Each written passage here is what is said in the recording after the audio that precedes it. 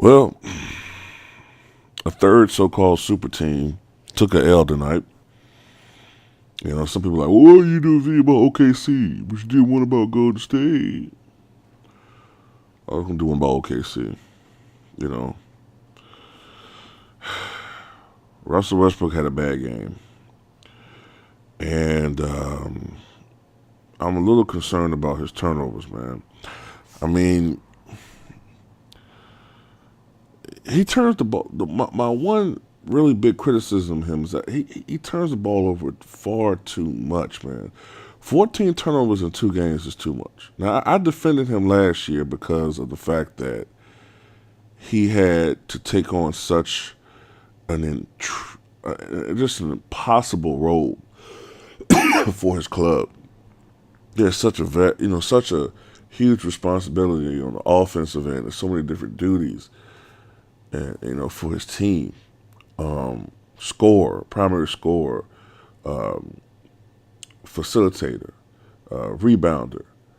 You know, he had so many different roles that he had to fulfill that you could forgive the turnovers, but now, you would think he wouldn't have to turn up. I mean, you would think that I mean, it's still early, but Russell, I mean, come on, man. 14 turnovers in 2 games. That's just ridiculous. Did not shoot well at all. I think he was on 2 or 13 shooting from the floor or something like that. I mean, just had an awful game.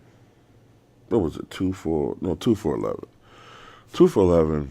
I mean, he had 13 rebounds and 9 assists, but that really doesn't matter too much in the grand scheme of things. Utah just did a phenomenal defensive job on this club. And they did such a good job on Russell Westbrook that they kind of added credence to the criticism that Golden State said that they thought that Russell Westbrook was relatively easy to guard. You know, I don't know about that, but Carmelo Anthony had 26 points. Paul George had 22. Their efforts helped to narrow the gap somewhat toward the end of the game, but still it ended up being a 96-87 victory for the Utah Jazz.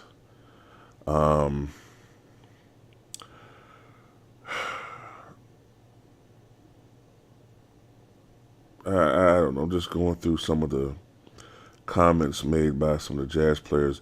Joe Ingles said, quote, "We know how dynamic those three guys can be. We've seen them with their individual teams, but now putting it all together is probably a scary thing if they all get going. We tried to make them take tough shots, contest every shot that we possibly could. We just did a really good job of keeping them in front of us and contesting shots." Of course, Utah Jazz opened up to a huge lead in the second quarter.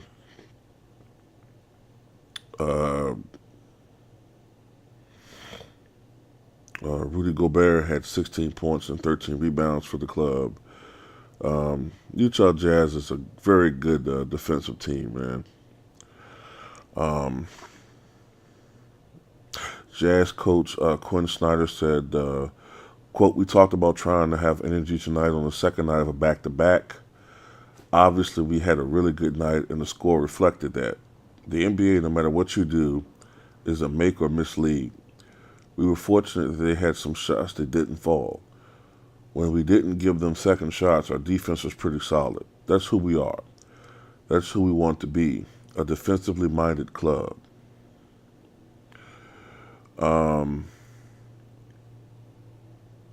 Coach Billy Donovan said tonight, "When you have a new team coming together, it's different for everybody.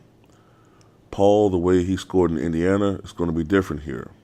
Same with Carmelo. Certainly it was a work in progress. I've said that from the beginning. I'm not surprised."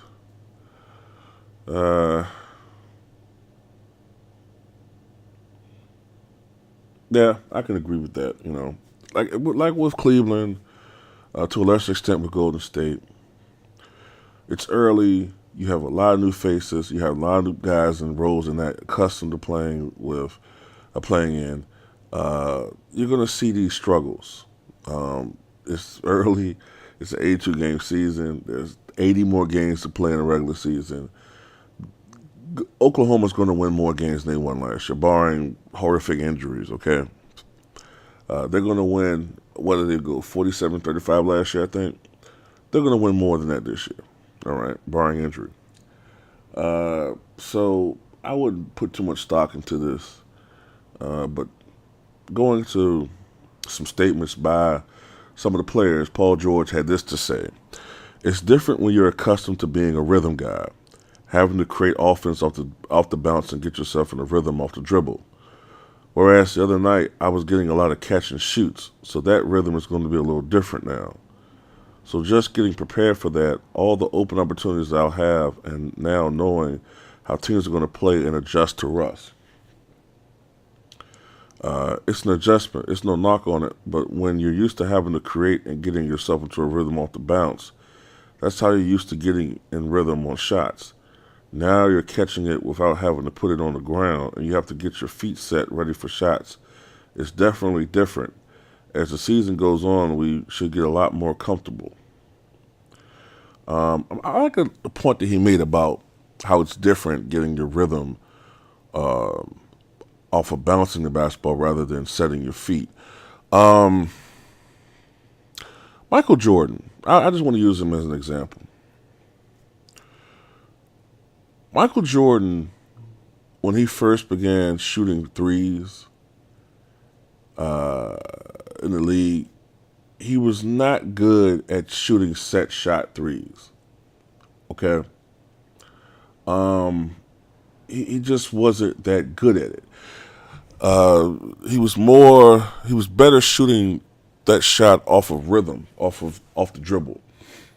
And that can be illustrated by the fact that, if my memory serves correctly, in the 89-90 season, Michael shot something like 37.6% from threes, or 37.8%.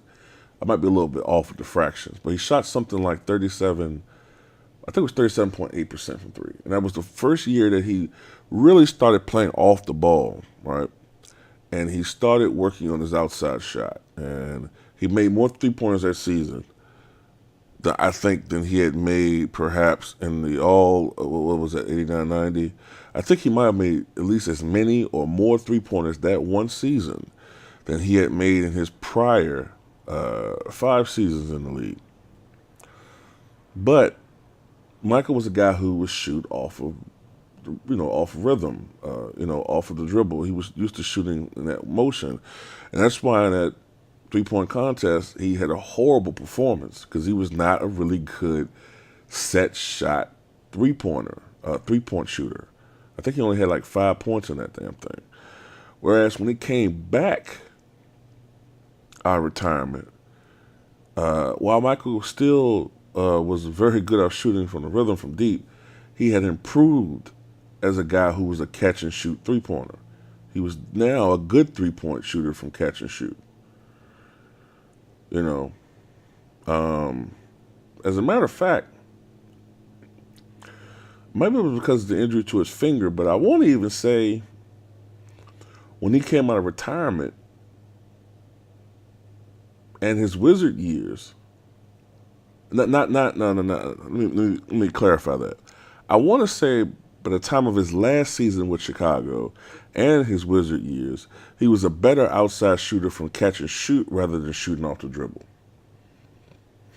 That probably might just been, I don't know, maybe he had become more accustomed to just shooting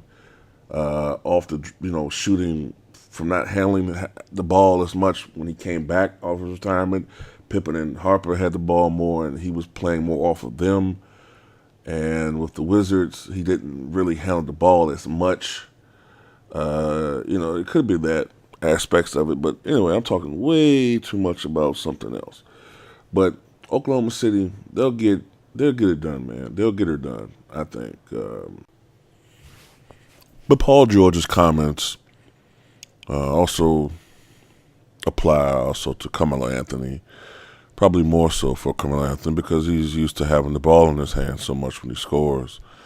And now they got, like they said, they have to get used to shooting the basketball from a catch and shoot perspective, and it's different. You know, they got to get used to, like I said, repetition. Repetition will improve how they play with each other, and they get a rhythm for each other, and they get a feel for each other in different situations, various sets, and that's how they improve. It's not something that's going to happen from day one. Not usually. These things usually take time. But I think ultimately, I think I said that in a video too a couple months ago. I think I said that of those teams, Oklahoma City may be the team that struggles the most at first. Because you got two guys who are they're so accustomed to having the basketball, and now they have to become more or less catch and shoot guys. They're still great scorers, but scoring in a different style, especially with Carmelo. But I would say about at minimum 20, maybe as much as 30 games into the season, you'll start seeing a more steady production from these guys. But Russell Westbrook, in my opinion, has to cut down on some of the careless turnovers that he does have, that he does get sometimes. He has to cut down on that. I gotta be fair. Sometimes people accuse me of being a Russell Westbrook fanboy. I'm a fan of his, but kind of got to turn down a little bit on those turnovers, man. But tell me what you guys